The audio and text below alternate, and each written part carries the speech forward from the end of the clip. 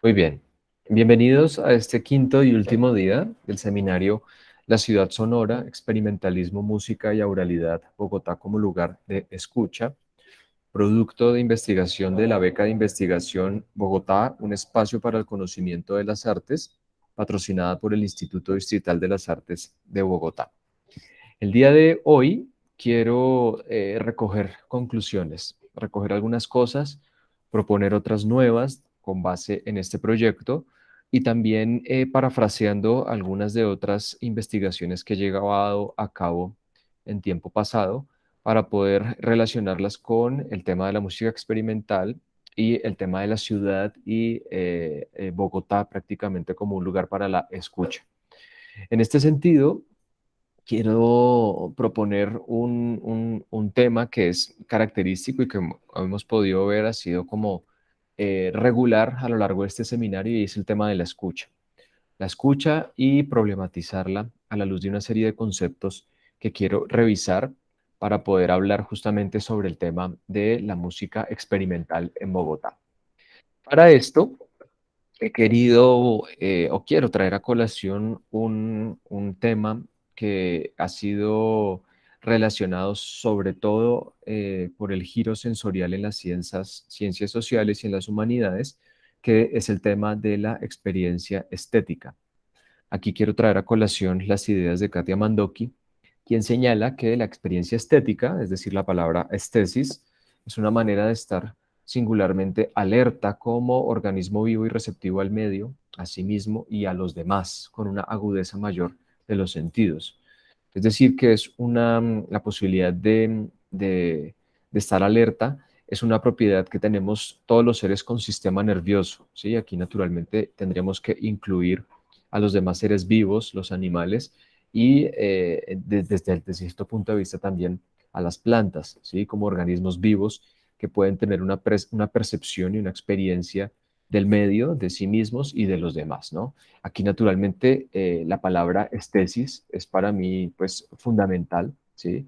Justamente porque algo, y es una condición que tenemos básicamente los seres vivos y que quiero relacionarla sobre todo con el tema de la escucha. En el tercer día de este seminario traje a colación un concepto muy importante que es el concepto de auralidad, ¿sí? La oralidad entendida a la luz de dos palabras que de manera particular han sido tratadas por las ciencias humanas de diversos puntos de vista, que son el oír y el escuchar, ¿sí? Y cada una de ellas entendida, por un lado, el oír de una manera sumamente operativa, mecánica, fisiológica, desde la psicoacústica y demás, para poderla circunscribir justamente a este tema de la estesis, ¿no? Una condición que tiene que existir para poder apreciar y percibir los sonidos, ¿sí? Sin embargo, ¿sí? Señala Katia Mandoki que la estesis solicita es necesaria, se necesita para poder tener una apreciación del mundo y parte de tres principios particulares. ¿M? El primer principio, la primera condición que posibilita la estesis es la sensación de resistencia e impacto de la materia, cuyo a priori es la condición corporal del sujeto y sus sentidos de vista, olfato, oído, gusto y tacto. ¿Mm?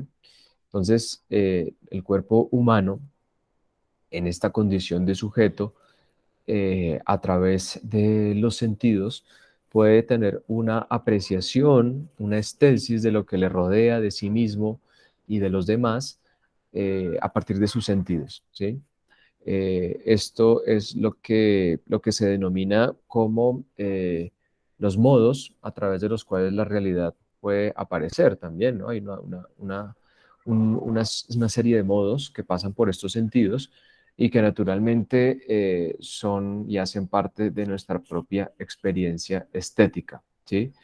En este orden de ideas, en este seminario, por obvias razones, es decir, por el tema de tratarse un tema relacionado con la música, he querido atraer a colación efectivamente el sentido de la escucha, del oído, ¿sí? Sin embargo, el tema del oído, el tema de la vista, el tema del olfato, como hemos podido verlo a la luz de esta hegemonía de lo visual en Occidente, ha sido jerarquizada, ¿sí? Ha sido jerarquizada. Hay una investigación que también llevé a cabo en el año 2019 que se relacionaba con la manera en la cual funcionaba el refuerzo multimodal en tres prácticas religiosas divergentes en la ciudad de Bogotá: catolicismo, el cristianismo, digamos en un sentido más amplio, y el islam, ¿sí? Y esta investigación la traigo a colación porque una de las conclusiones a las cuales se llegaba era cómo efectivamente en cada uno de los ritos que hacían parte de estas religiones existía una experiencia multimodal que pasaba por cada uno de estos sentidos, pero que jerarquizaba la manera en la cual los sujetos que hacían parte de estos rituales sentían o apreciaban y tenían una experiencia estética particular que les llevaba a adherirse de una manera efectiva a cada uno de sus respectivos ritos, ¿no? Una de las conclusiones a las cuales llegaba esta investigación era que existía una jerarquía multimodal que entra en concordancia con la hegemonía de lo visual que señalaba cuando hablaba del tema de auralidad, ¿sí? Es decir, la sociedad occidental, hay una jerarquía de los sentidos donde la vista, lo visual, domina, ¿sí? Domina. Nuestra experiencia de lo visual es sumamente fuerte, ¿sí? En nuestra sociedad y en nuestra cultura, tanto así que es algo que se puede rastrear inclusive en la manera en la cual se define lo musical en Occidente, ¿no? A la luz del concepto de música absoluta, una música que se puede visualizar y pasa por un régimen visual a la luz de la partitura, ¿sí? Sin embargo, lo que me interesa relacionar aquí, con base en lo que señala Mandoki, es que hay un régimen de técnicas corporales que han sido naturalizadas como rutina, ¿sí? Es decir, nuestro cuerpo también está enmarcado, ¿sí? Está enmarcado por una auralidad, es decir, por un marco epistemológico, ¿sí? Que ha devenido en norma y que regula los procesos y las maneras a través de las cuales tenemos una experiencia de mundo, ¿sí? Cada uno de estos sentidos viene regulado por una manera de ser, ¿sí? Hay una manera de comportarse, un disciplinamiento, ¿sí? Desde el punto de vista Foucaultiano, que ha devenido en régimen para cada uno de estos sentidos, inclusive, ¿no? Me atrevo a ampliarlo un poco a los demás sentidos, ¿no? Si bien lo he relacionado en este contexto exclusivamente al tema del oído y de la escucha. En ese sentido, hablamos de un marco epistemológico que ha devenido en régimen aural, ¿sí? Para la escucha. ¿Mm? Sin embargo, hay otra condición que propone Mandoki para que surja o se suceda la estesis, y es que el contexto, ¿sí? Hay un contexto cuyo a priori está constituido por códigos, convenciones culturales de percepción formal y significación, ¿sí? Cuando hablamos de códigos y convenciones culturales, hablamos justamente, atándolo con el tema de la auralidad, con este conjunto de disposiciones corporales y sensoriales informadas por la cultura. ¿M? La cultura, en este sentido, se vuelve, insisto, en un régimen aural, ¿m? Que parte de una definición de lo que es el sonido y lo que es la música. ¿M? Nuestro código, nuestra convención cultural de lo musical afecta la manera en la cual apreciamos no solamente nuestra propia subjetividad, la otredad, sino también los sonidos, en el caso de la oralidad, los sonidos que nos rodean. ¿M? La pregunta concreta es justamente desde dónde estamos pensando la música, cuáles son las definiciones de lo musical que nos rodean, de qué manera nos afectan, de qué manera las entendemos como códigos y convenciones y hasta qué punto efectivamente devienen en régimen para afectar y entender lo que nos rodea sonoramente, ¿no? Lo que he querido proponer en este seminario es que este régimen aural en Occidente relacionado con el tema de la música en términos generales, en Latinoamérica inclusive, tiene relación con un concepto, ¿sí?, que ha sido construido básicamente desde la antigua Grecia, pero que ha adquirido la condición de régimen en el siglo XIX, y es el concepto de música absoluta. ¿M? Un concepto, ¿sí?, que, como veíamos en el segundo día de este seminario, tiene que ver con la manera en la cual la música está inserta en un plano de lo que llamamos el formalismo, es decir, un estatus de abstracción que es inverbalizable, pero que define y deviene en una serie de ontologías particulares que nos permiten entender lo musical alrededor de ciertos conceptos que rodean el concepto de la música absoluta, ¿no? Como el de tonalidad, el de diatonismo, mejor dicho, una serie de categorías que la teoría musical convencional ha constituido como códigos y convenciones culturales, y que efectivamente afectan la manera en la cual escuchamos y apreciamos lo que nos rodea, ¿sí? Por último, ¿sí?, Mandoki señala que para que se dé la estesis se necesita la viveza del sujeto, cuyo a priori es la energía afectiva y vital, desde la cual valora aspectos del mundo en que está inmerso, ¿sí?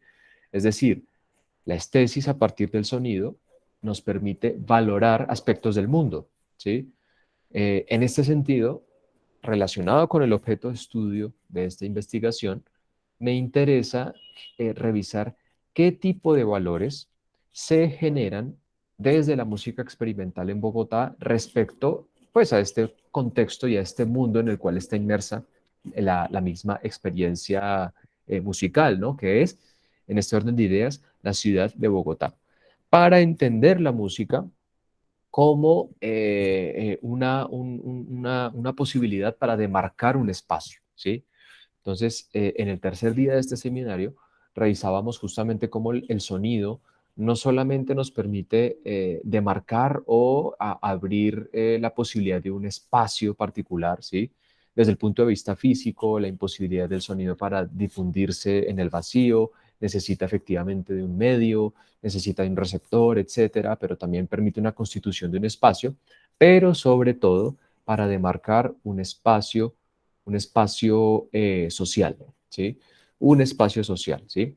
Claro, si hablamos del sonido urbano, estamos hablando de un espacio muy particular, muy concreto, que tiene unas características particulares, ¿sí? Y donde aparecen, ¿sí?, donde podemos apreciar, donde tenemos una experiencia estética muy particular, ¿sí?, que se relaciona, ¿sí?, esto casi que por antonomasia, ¿sí?, con el tema del ruido. ¿M? Aquí traigo a colación de nuevo la famosísima cita de John Cage, ¿sí? Donde quiera que estemos, lo que más escuchamos es ruido. Cuando el ignorar nos disturba, cuando lo escuchamos, lo encontramos fascinante, ¿sí? ¿Por qué hablo del ruido? Porque la mayor parte de la literatura señala, insisto, por antonomasia, que el sonido urbano es un sonido o un ambiente o un espacio que es ruidoso, ¿sí? El ruido, ¿sí? Aquí ya hay algo interesante e importante con base en los tres puntos que nos menciona Mandoki, y es que hay un concepto, ¿sí?, que, epistemológico, que nos permite valorar lo que sucede en este mundo urbano como ruidoso, ¿sí? Y aquí entramos efectivamente a definir y a entrar en controversia sobre lo que es el ruido, ¿no? El ruido en el contexto urbano como un sonido que está en el espacio público generalmente, ¿sí? Es decir, está fuera de nosotros, está fuera del sujeto, ¿sí?, generalmente, que es libre, que no es familiar. En últimas, es un sonido que no es deseado. ¿M? Es un sonido el cual pues, se critica, ¿no? Se huye, se le huye, ¿no? Estos tres puntos que menciona Mandoki, ¿sí?, tienen que ver justamente con la posibilidad de la estesis de cara a lo que Charles Sanders Peirce habla como la semiosis, ¿sí? Es decir, los procesos a través de los cuales generamos significados, hay un proceso de significación particular de cara a lo que nos rodea, ¿sí? Concretamente a esto se refiere efectivamente este valorar aspectos del mundo en los cuales estamos inmersos, ¿no? Entonces, claro, hablar de una experiencia estética, urbana, en el ámbito público, que la relacionamos con el ruido, ¿sí? Con las definiciones que el concepto de ruido conlleva desde el concepto de música absoluta, nos lleva efectivamente, o puede llevarnos efectivamente, a considerar al sonido de la ciudad como un sonido indeseable, ¿sí?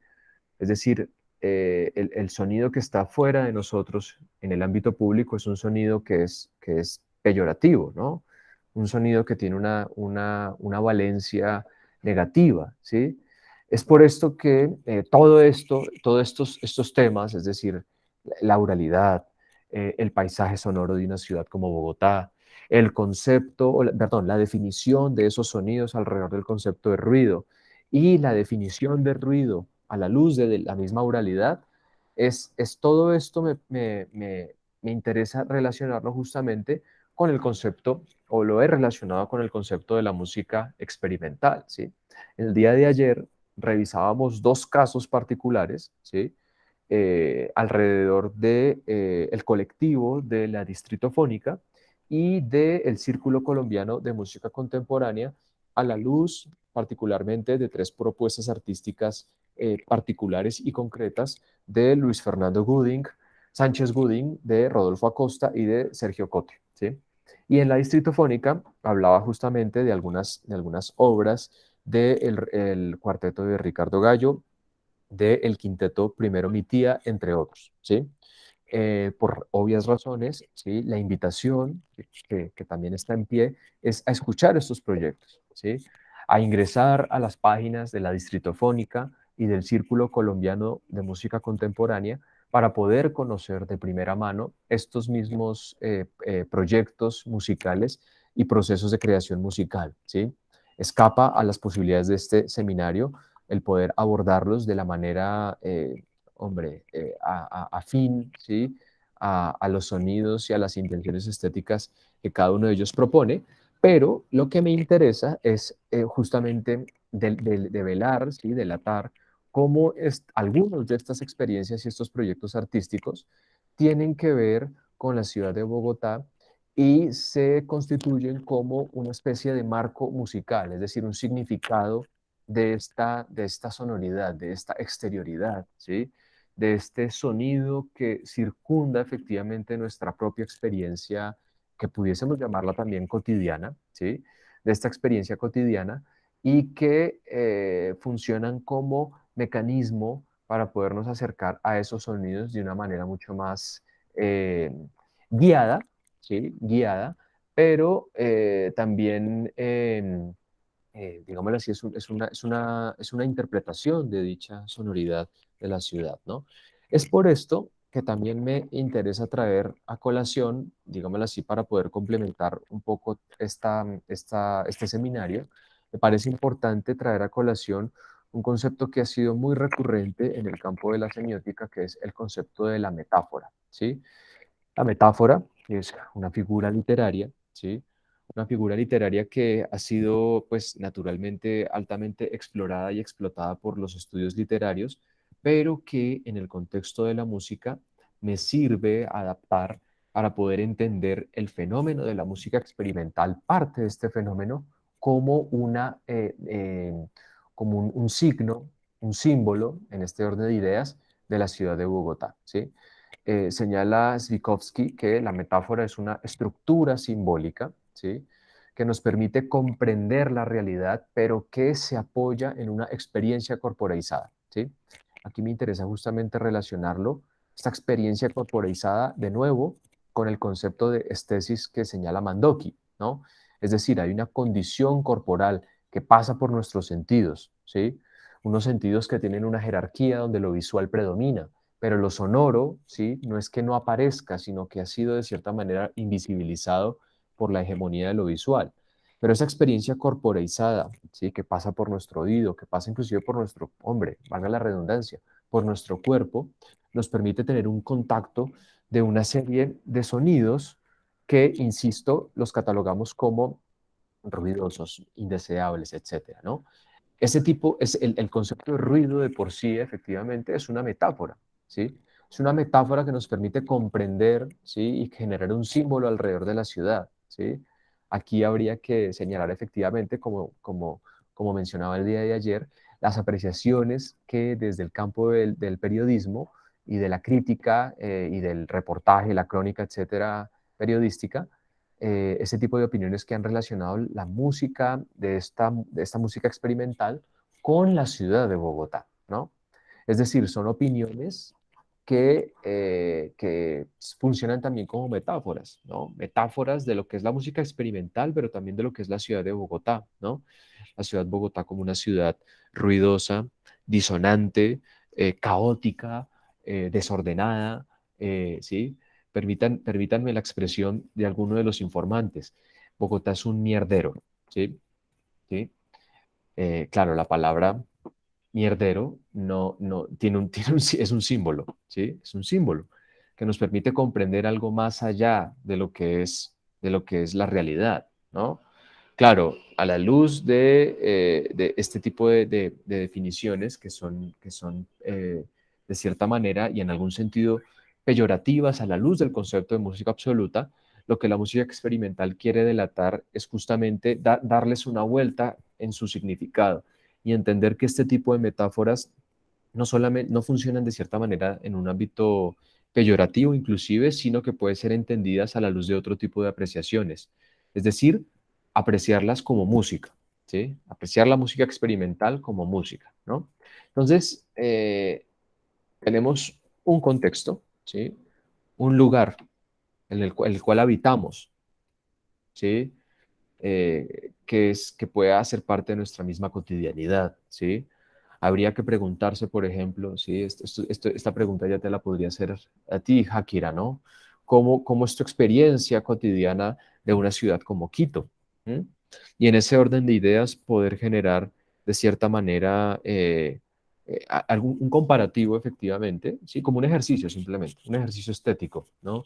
Un comparativo que nos lleve a poder definir efectivamente desde lo oral, pero también desde los otros sentidos, cómo es Ciudad de Quito, por ejemplo, cómo es Bogotá, cómo es, no sé, cualquier otro lugar, ¿no? Efectivamente tenemos una estésis particular de este lugar, ¿no? Y esta estésis es subjetiva, es subjetiva. Y lo que quiero defender acá es que esa experiencia está premeditada por unos códigos y unas convenciones culturales naturalmente, ¿no?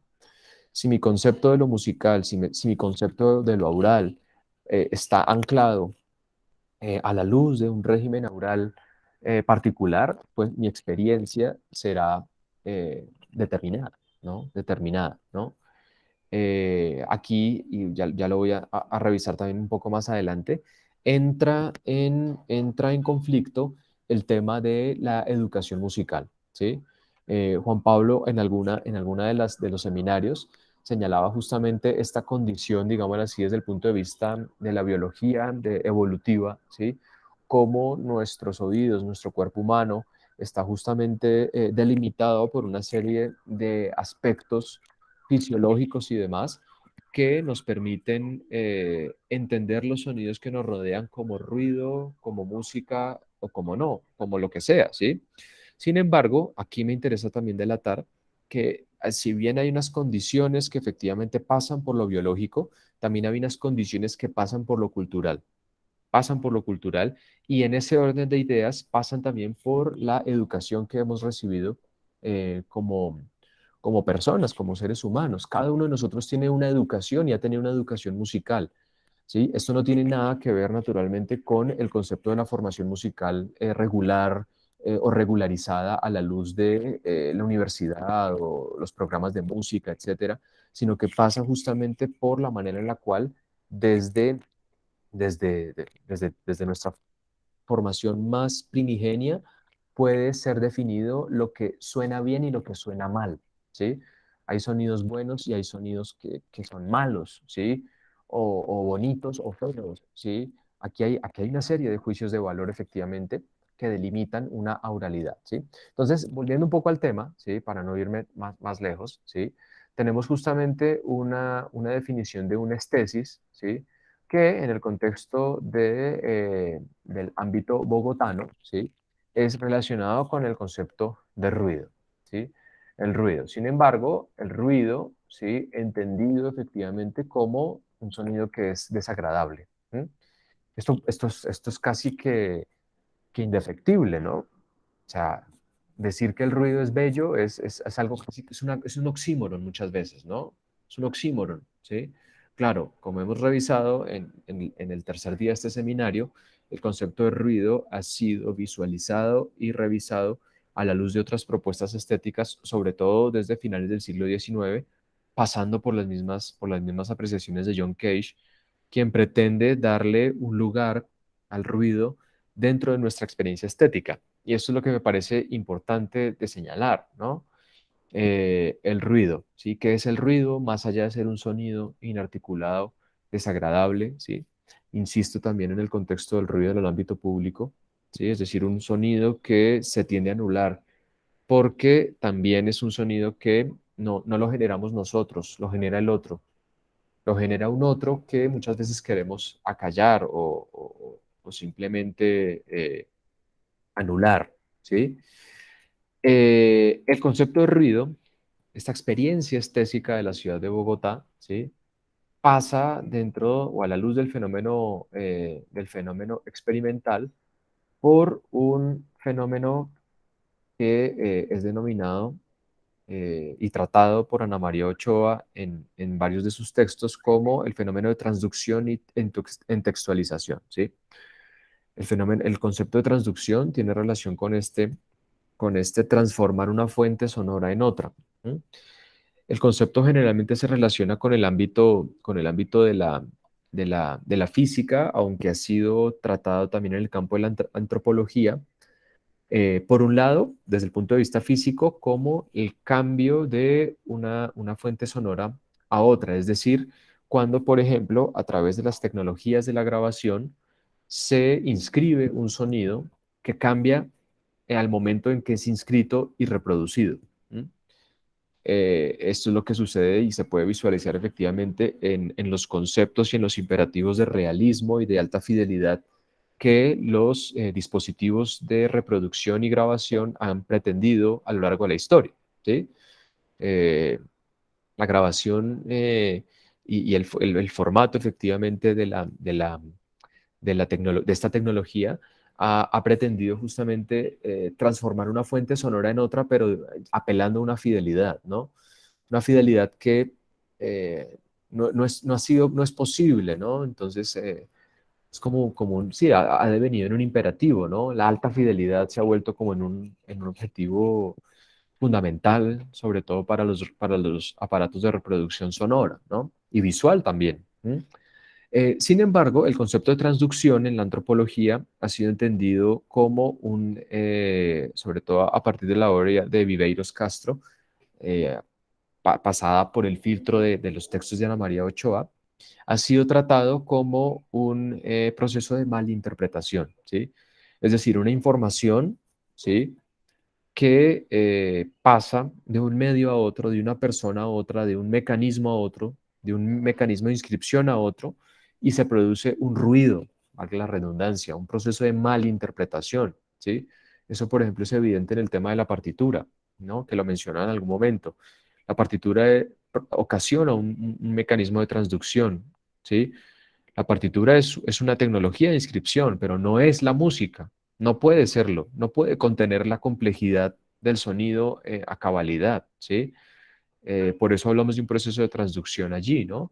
Y en ese sentido de entextualización, es decir, de cómo se enmarca un objeto sonoro, ¿sí? Dentro de un artefacto, ¿sí? En el caso de la partitura, pues el papel, ¿sí? O el PDF o lo que tengamos a la mano para poder representar esta partitura, ¿no?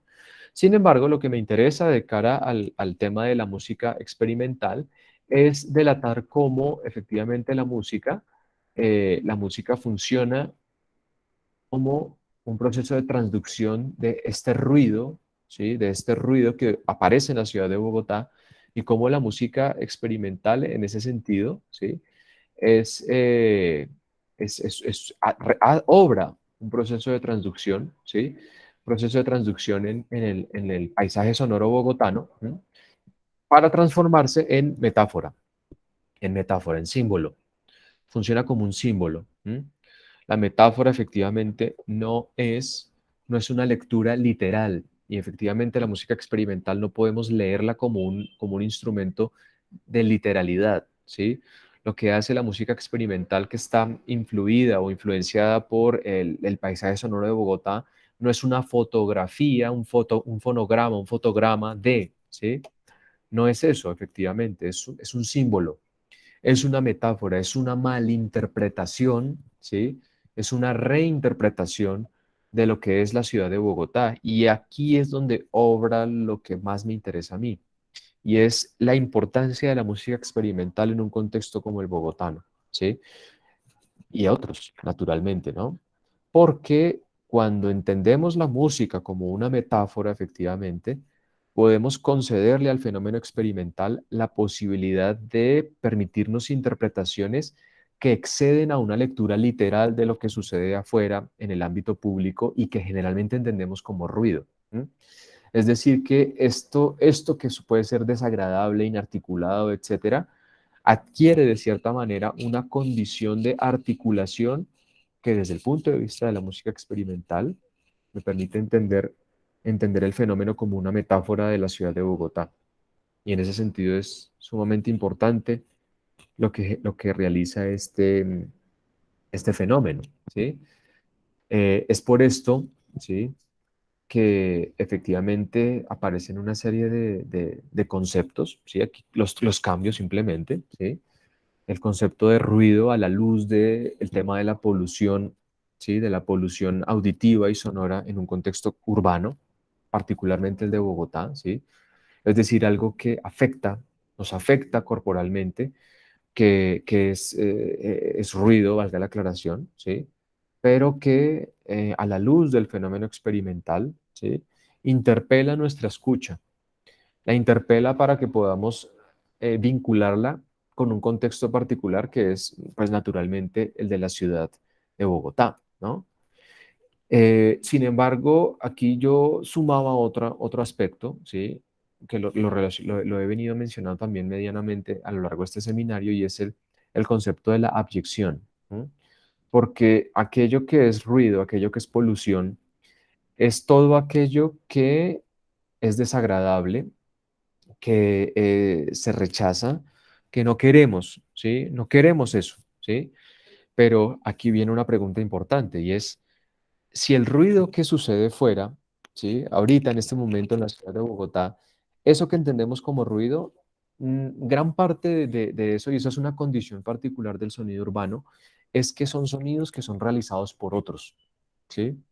La ciudad está llena de sonidos que no son de origen humano, ¿sí? Efectivamente. Pero la mayor parte de los sonidos que suceden en un contexto citadino son realizados por otros. ¿M? En últimas, estamos hablando de un proceso de abyección, ¿sí? Es decir, que esta polución, ¿sí?, no solamente es una sonoridad, ¿cómo lo dijésemos? Ruidosa, que se rechaza, que se tiende a despreciar, sino que es una sonoridad abyecta, ¿sí? El concepto de abyección, ¿sí?, lo rescata la investigadora Lisette Alegre desde las ideas de Butler, quien señala que lo abyecto es el terreno excluido, ilegible, inaudible, que espanta al primero como el espectro de su propia imposibilidad, el límite mismo de la inteligibilidad, su exterior constitutivo, ¿sí? ¿Por qué señalo este tema de lo abyecto, no? Porque, y aquí vuelvo al concepto de auralidad, la música experimental hace parte de un espacio periférico que, enmarcado en una auralidad particular, es entendido como un fenómeno abyecto, inaudible, incomprensible, ¿m?, ininteligible, ¿sí? Es un otro que no se entiende, al cual no se le comprende. No es posible comprendérsele porque no hace parte de la oralidad régimen que funciona. a la luz del concepto de la música absoluta, que es lo que he venido defendiendo a lo largo de este seminario, ¿sí?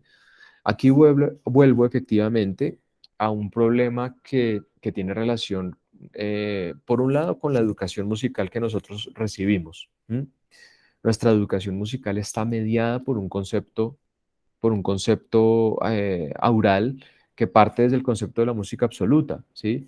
Y que es un concepto que está supeditado no solamente a la luz de una serie de categorías teóricas, eh, eh, aurales, etcétera, sino que también está supeditado por un canon, por una serie de figuras que hemos entendido como estrictamente como musicales, ¿sí?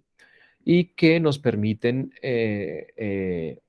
definirnos como sujetos aurales, pero también señalar lo que no es, ¿sí? Entonces, esto lo podemos verificar efectivamente en los programas de educación musical, ¿sí? Donde lo experimental es algo que es entendido como abyecto, efectivamente, ¿sí? Inaudible, pero también transgresor, violento, qué sé yo, ¿sí? Ahí podemos sumar una serie de categorías peyorativas respecto a lo experimental, ¿sí? Pero también, no solamente dentro de los proyectos educativos en un contexto como el colombiano, sino también dentro de proyectos de políticas públicas y políticas culturales en una ciudad como Bogotá, ¿sí? Y es algo que también he venido mencionando tangencialmente, y es lo que tiene que ver con los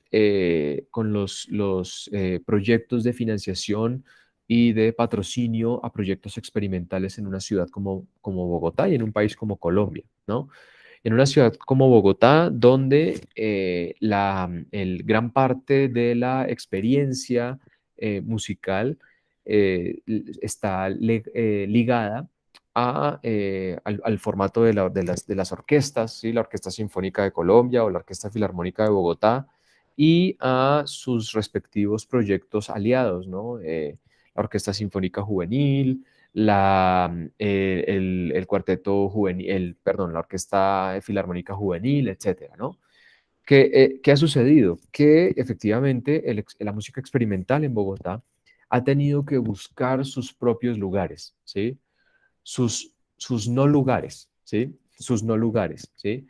Que no es la sala de conciertos, que no es el espacio dentro de las políticas públicas de los estímulos financieros y presupuestales de la ciudad y del país, sino que ha tenido que encontrar financiación a lo largo de lo independiente, ¿no? Inclusive, ¿no? Entonces, aquí efectivamente aparecen lugares característicos, ¿sí?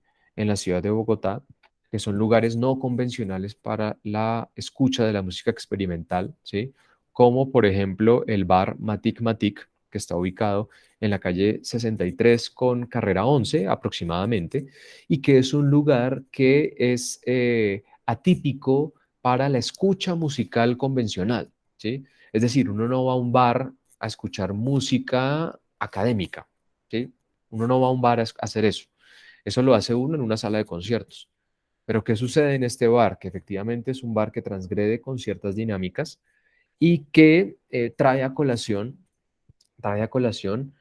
abyecciones aurales. ¿M? Es un lugar donde aparecen abyecciones aurales. ¿M? No se toca Mozart, no se toca Beethoven, no se toca lo que se aprende regularmente en una escuela de música. Lo que aparece en Matic Matic es música experimental, pero que está aliada con algunos de los fenómenos experimentales característicos, ¿no? Improvisación libre, live coding, música electrónica, electroacústica, etcétera. ¿M? Y esto me lleva efectivamente a entender, por ejemplo, un lugar como Matic Matic como metáfora inclusive de la ciudad de Bogotá. ¿M?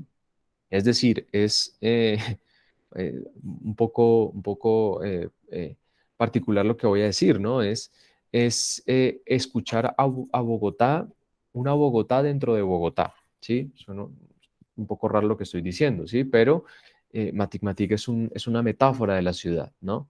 Es una metáfora, ¿sí? Otro lugar que naturalmente invito a conocer efectivamente, pero que es un lugar característico de la ciudad y de la escena experimental bogotana, ¿sí? Entonces, bueno, con esto quiero como finalizar este seminario, ¿sí? Recoger un poco algunas de las cosas que he venido mencionando a lo largo de este seminario intenso, ¿sí? Supremamente intenso, pero que confío yo pueda efectivamente alimentar nuestras reflexiones y sobre todo permitirnos hacer preguntas sobre cómo, desde dónde y bajo qué conceptos escuchamos. ¿M? Creo que ese es como una de las moralejas, si pudiésemos llamarlas así, o de las cosas que quisiera traer a colación, justamente, ¿no? Desde dónde estamos pensando la escucha y hasta qué punto nuestra escucha está mediada por una serie de conceptos que no es que sean malos, naturalmente, ¿no? O sea, eh, yo no estoy abogando por un desprecio al canon europeo, Bach, Beethoven, Mozart. Crecí con eso, hago parte de eso también, pero siempre es importante darle el lugar que le corresponde, ¿no? Y insisto, que esto es algo que he venido mencionando a lo largo, perdón que sea tan repetitivo, señalar que existen otro tipo de escuchas que es importante delatar y a las cuales es importante, con las cuales es importante relacionarnos simplemente. Y el fenómeno experimental es un mecanismo para, ¿sí? Es un mecanismo para eso, para poder abrir nuevos espacios aurales, nuevas maneras de escuchar y, ¿por qué no?, revisar cómo esas nuevas formas de escuchar alimentan repertorios que hegemónicamente han sido entendidos desde un punto de vista unilateral, ¿sí? Unívoco, ¿sí? Y esto también me lleva a otros temas, ¿no? Sobre cómo podemos transgredir, persuadir la escucha, eh, que en ciertos contextos ha sido delimitada hacia una serie de normas, ¿sí? Como es la escucha de la música clásica, transgredirla y persuadirla a la luz del fenómeno experimental y generar ese tipo de diálogos entre escuchas en cada uno de los contextos. Entonces, agradecido con todos ustedes por este espacio, ¿sí? Quisiera saber si hay alguna pregunta, si algo que quieran comentar, alguna conclusión que quieran compartir o algo que pueda alimentar su propia experiencia musical, laboral, etcétera. Gracias. Akira. Sí, hace un momentito creo que tú preguntabas sobre cómo era, no sé, el paisaje sonoro, bueno, el sonido que tiene la ciudad de Quito. Y bueno, es bastante caótico, violento también a la vez. Em, pero por suerte ahora yo me encuentro a las afueras de la ciudad. Entonces eso me permite otro imaginario, ¿no? Sonoro. Eh, es una zona más rural, entonces logro conectar con esa diferencia también, ¿no? Cuando voy a la ciudad y regreso a mi casa, percibo esas diferencias notorias que acá, por ejemplo, mm, claro, disfruto de cierta tranquilidad de, del sonido. Por ejemplo, bueno, en Quito todos los sonidos no se encuentran. Eh, el estrés diario del trabajo, de la gente, los buses, eh, lo que se da en una ciudad también, los carros que compran la chatarra, el carro de la basura, la gente corriendo, los pájaros, bueno, eh, eso respecto a eso. Y, y pues bueno, a mí me gustaría saber si las grabaciones del seminario se van a compartir tal vez por correo. Gracias, Akira. Bueno, te respondo lo último Primero, sí, la idea es que pueda compartir estas grabaciones para ustedes. O sea, lo que me interesa es compartir este conocimiento que, que pueda servir para generar reflexiones en otro tipo de contextos, ¿no? Y respecto a lo primero que mencionabas, claro, o sea, cada ciudad tiene sus dinámicas, ¿no? Sin embargo, me llama la atención Ujú, como estos lugares recurrentes dentro de los cuales definimos lo urbano, ¿no? Entonces, tú hablas de este tipo de definiciones y puedo aplicarlas efectivamente a Bogotá, ¿no? El estrés, la gente, el tráfico, ¿sí? Sin embargo, ujú, aquí surge una pregunta interesante y es si desde el punto de vista de los experimentalismos ecuatorianos, en este caso, existen reflexiones que, insisto, generen metáforas de la ciudad, pues desde la música experimental o desde la música en general, ¿no? En el caso bogotano, efectivamente, sí hay propuestas que generan diálogos con esto, ¿no? Inclusive muchas de esas metáforas tienen un contenido político que es sumamente, ¿cómo lo dijésemos? Anti-statu quo, por decir, por llamarlo de cierta manera, ¿no? Son políticamente activos, ¿sí?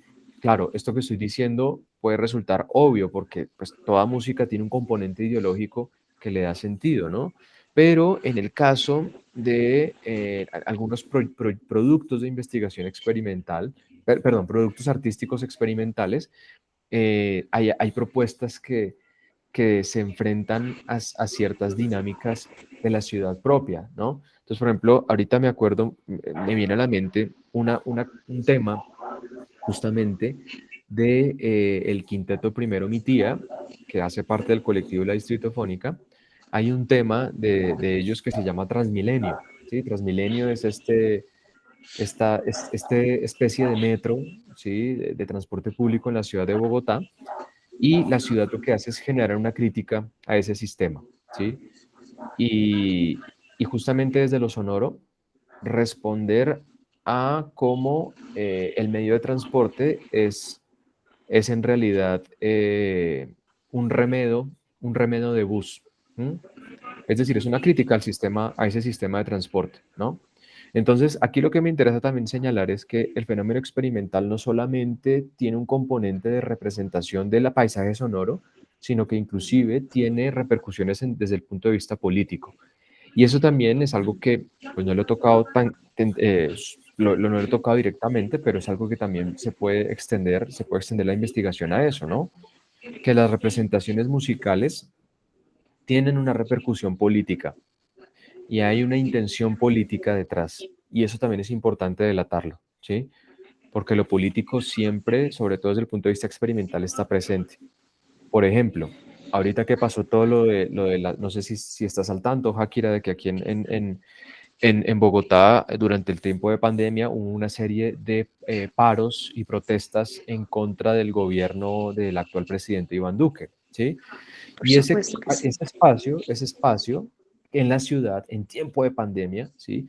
Generó también una serie de productos experimentales que, a la luz de esta sonoridad de la ciudad, en el ámbito de la pandemia, la protesta, etcétera, proponían, daban puntos de vista políticos, ¿no? Lo político no lo he tocado porque, pues bueno, ya complejizaría un poco más el seminario, pero es algo que efectivamente hay que delatar, ¿no? Porque no me interesa tampoco que nos quedemos en esto de cuáles son los sonidos de la ciudad, etcétera, sí, el ruido y la música experimental como representación de ese ruido, metáfora, sí, perfecto, pero también ulteriormente detectar que hay una intención política alrededor de esas metáforas. Y eso creo yo es como el futuro de la investigación, ¿no? Hasta qué punto esas metáforas tienen un contenido político que tiene relación con el contexto político, partidista del gobierno, etcétera, pero que también inclusive tienen relación, y esto es muy evidente en algunos también de los productos artísticos, con otro tipo de problemas que van desde el enfoque de género, ¿sí? Es decir, las músicas experimentales realizadas por mujeres, por personas LGBTI, etcétera, y también relacionadas con el tema de la violencia en un país como Colombia, por ejemplo, ¿no? Pues bueno, ahí hay mucho tema y mucha tela por cortar y cómo lo experimental funciona como representación de ese tipo de discursos. Ujú. Sí, sí. O sea, me llama la atención la pregunta o el cuestionamiento que haces en este momento sobre ir más allá de la música experimental y del paisaje sonoro y de esa metáfora, Sí, que también topa otros bordes, ¿no? La total. música experimental. Entonces, justamente hablando de esto, en el 2000, sí, en el 2019 realicé un trabajo sonoro que justo en una de las capas de la canción tenía los cacerolazos.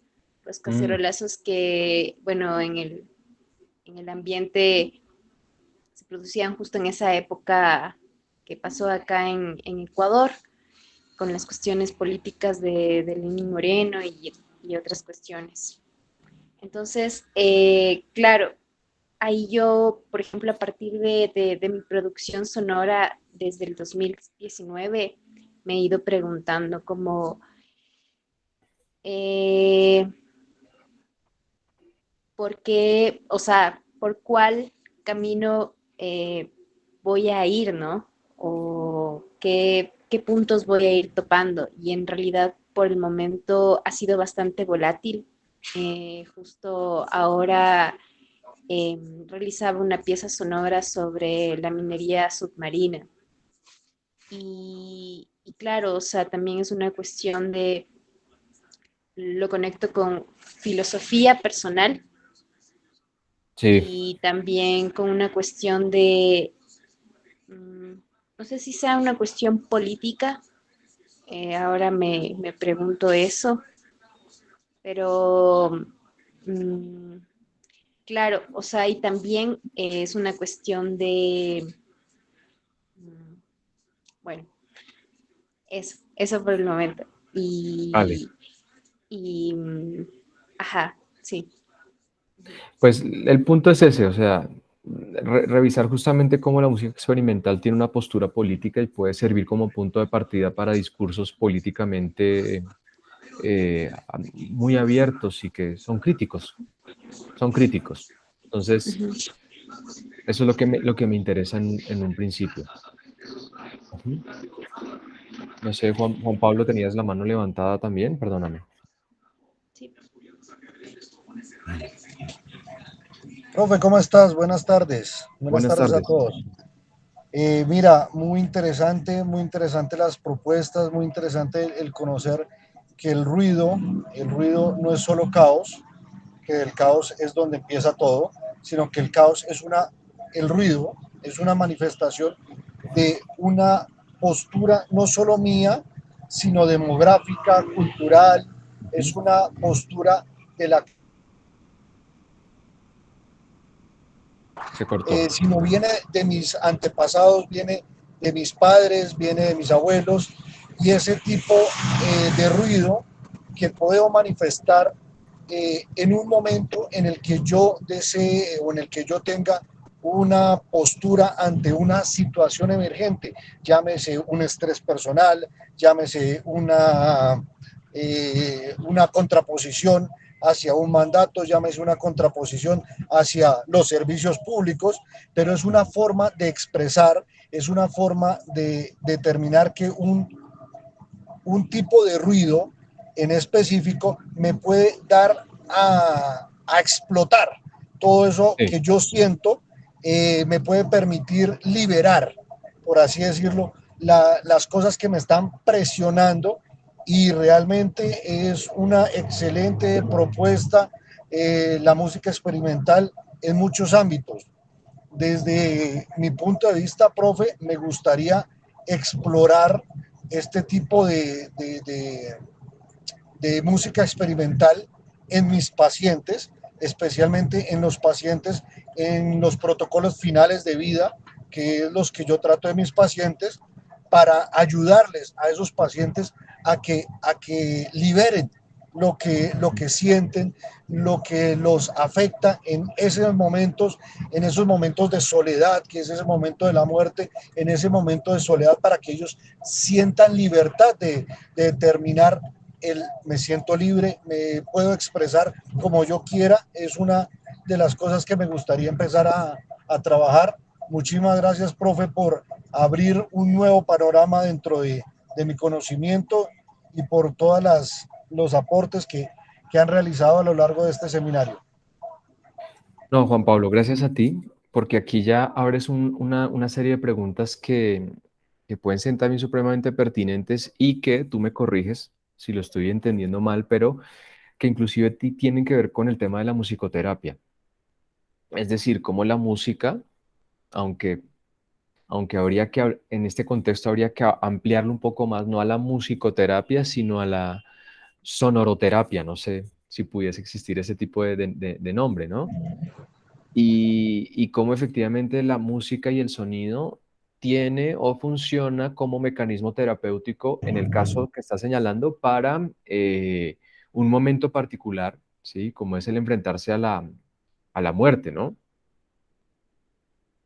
Me interesa algo que señalabas ahí, era respecto al tema del ruido y la definición de ruido y entender el ruido como, claro, hay varios, hay una serie de aspectos ahí que los consideramos peyorativos, ¿no? O sea, es malo hacer ruido, el ruido es feo, el ruido es, ¿sí? Pero tú señalas algo importante y es esto que también lo señalaban en algunas definiciones del seminario y es el ruido como símbolo de libertad también, ¿no? Ahorita me viene a la mente, ¿sí? Estas interpretaciones muy famosas de la expareja, o bueno, no, bueno, no sé cómo llamarla, de John Lennon, Yoko Ono, quien tiene unas interpretaciones bastante particulares respecto al ruido, ¿sí? Hay un video que te invito a ver voy a compartirlo porque lo encuentro aquí rápidamente. Es en dúo con el artista John Zorn, ¿sí? Yoko Ono y John Zorn. Y me llama la atención algunas cosas de esta experiencia musical, ¿no? Y es justamente es el mecanismo de improvisación que realizan los dos ahí, ¿no? Eh, técnicamente no es improvisación libre, pero sí está muy cercano al tema de la improvisación libre. ¿M? Es un, creo yo que puede alimentar mucho la manera en la cual estás observando el ruido y hasta qué punto el ruido puede entenderse como un mecanismo de comunicación interpersonal, intersubjetivo, y el ruido como punto de partida para crear una serie de discursos que, bueno, ya habría que ver hacia dónde se quieren dirigir, ¿no? Pero me parece supremamente interesante esto de entender el ruido como un medio liberador, como un espacio para liberar una serie de tensiones que tiene un fin terapéutico. Eso me parece supremamente interesante.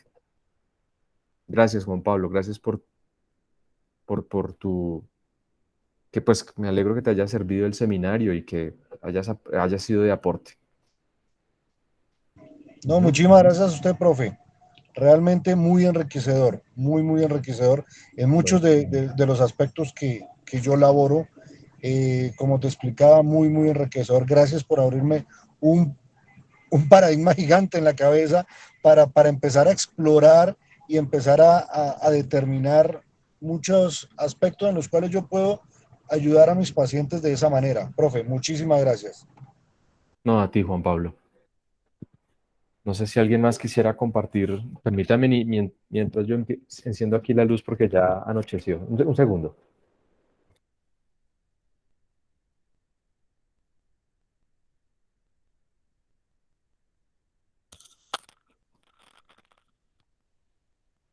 Ahora sí los veo. Muy bien, no sé si alguien más quisiera compartir su experiencia. Eh, Reitero lo que señalaba o lo que mencionaba Akira, las grabaciones, perdón, de este seminario van a ser van a ser enviadas durante el transcurso de este fin de semana, entonces para que lo tengan presente y pues sirva como punto de reflexión para cada uno de sus intereses investigativos, personales, estéticos, musicales, etcétera. Entonces, si no hay nada más que mencionar, pues les agradezco su tiempo y su dedicación a este espacio. Gracias. Gracias, profe. Feliz noche. Hasta luego. Gracias, maestro. Chao. Chao. Gracias, una linda noche. Igual.